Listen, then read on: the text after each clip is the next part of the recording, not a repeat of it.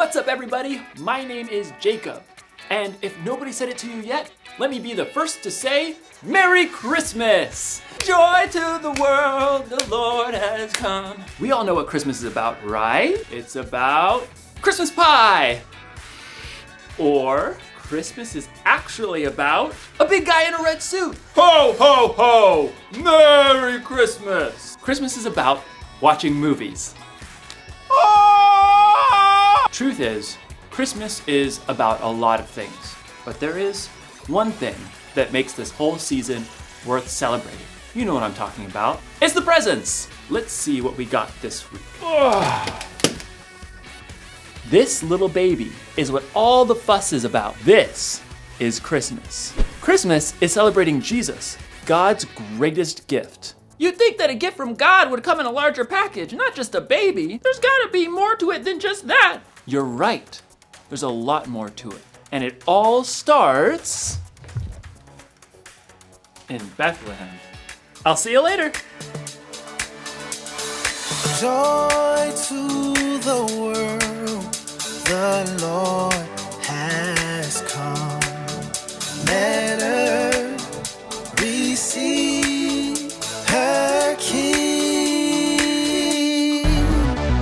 Let every heart prepare him room, and heaven and nature sing, and heaven and nature sing, and heaven and nature. Glory to the King, he is everything. Our hearts will rejoice and sing. Glory to the King, let the praises ring. Our hearts will rejoice and sing. Joy to the world. Joy to the world, the Savior reigns. Let men their songs employ, while fields and floods, rocks, hills and plain repeat the sound and joy. Repeat the sound and joy. Repeat the sounding. Glory to the King, he is everything. Our hearts will rejoice and sing. Glory to the King, let the praises ring. Our hearts will rejoice and sing. Joy to the world. Keep them bells ringing. Keep them bells ringing. Keep them bells ringing. Yeah. Keep them bells ringing. Glory to the King, he is everything. Our hearts will rejoice and sing. Glory to the King, let the praises ring. Our hearts will rejoice and sing. Joy to the world. He is everything. Our hearts will rejoice and sing. Glory to the King, let the praises ring. Our hearts will rejoice and sing. Joy to the world.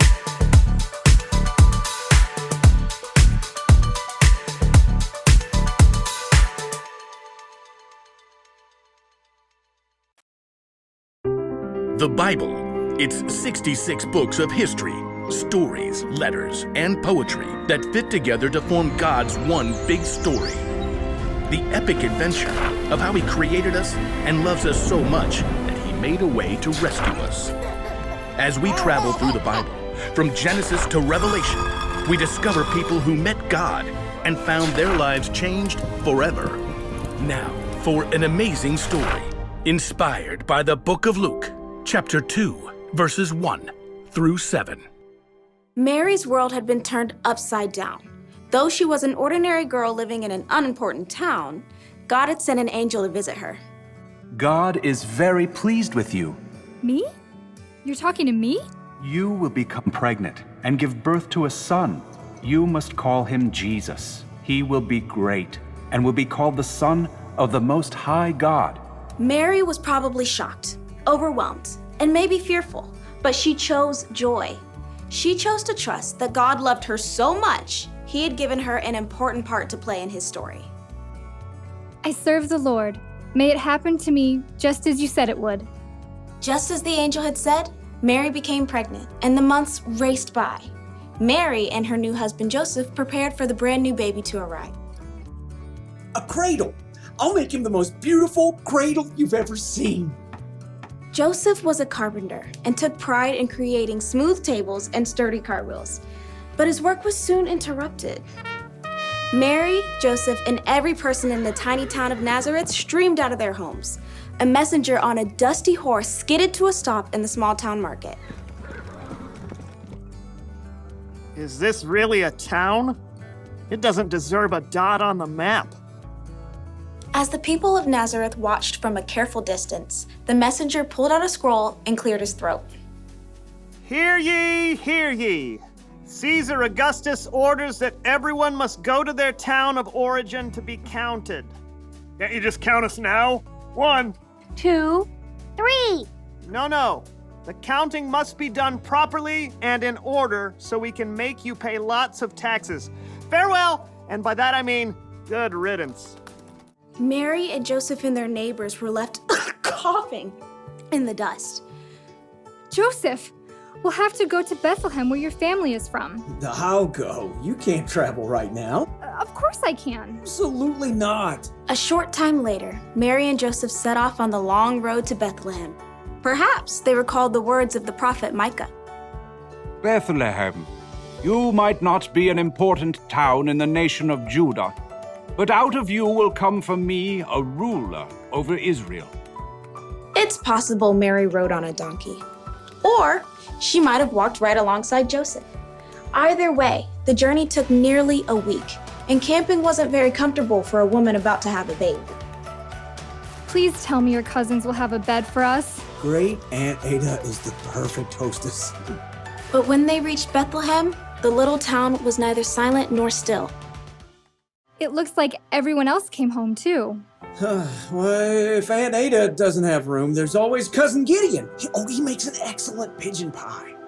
But not a single one of Joseph's relatives had a spare room or an extra bed. Please, just anywhere. This baby is coming soon. At last, someone found them room, in a place where the animals stayed. Absolutely not. We'll take it. Mary and Joseph did everything they could to get the space ready for a new baby. Clean hay, fresh water, and in a short time, Mary's baby was born. It's a boy! His name is Jesus. Mary tore a clean cloth into wide strips and tightly wrapped her baby to keep him warm and cozy. No cradle? Where will he sleep? Put fresh hay in the animal's feeding trough. We'll lay him in there. What about the sheep? They don't mind.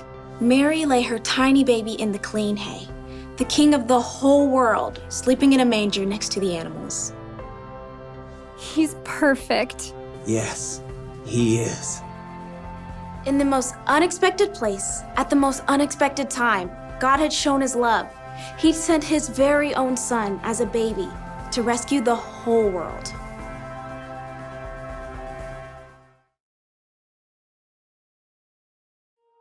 Do you want to know what Christmas is really about? Ho, ho, ho! No!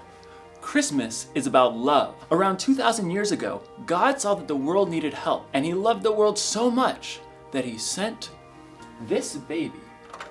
But he is way more than just a baby. You see, Jesus would grow up and live a perfect life, and even though he didn't deserve it, out of love, he would die on a cross to pay for the sins of the world. And that was just the help we needed. That was just the love we needed.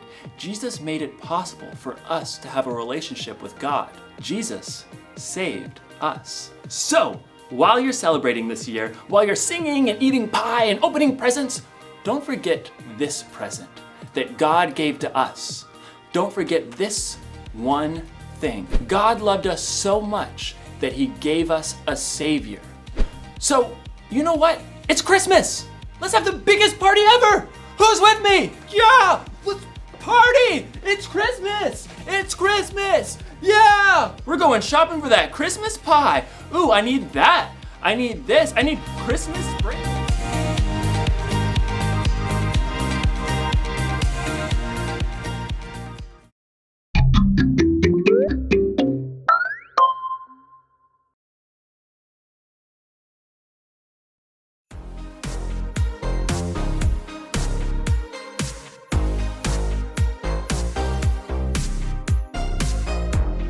Long ago and late one night, angels came in glorious light, singing songs about a Savior that was born.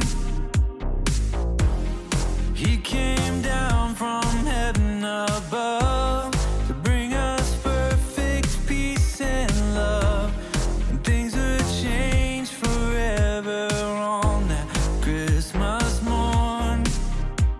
No better news was ever told. God loved us so, so much, he gave us his only Son to save us.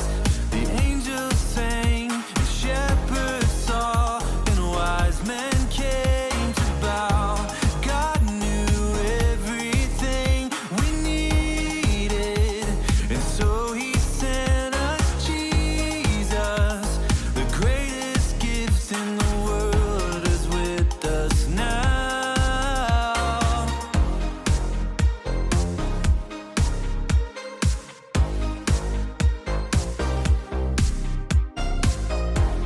Shepherds heard and ran to see what the angels said would be. And in Bethlehem they found that it was true. In a manger was a boy who would bring the world great joy. So they went out telling everyone they knew. No better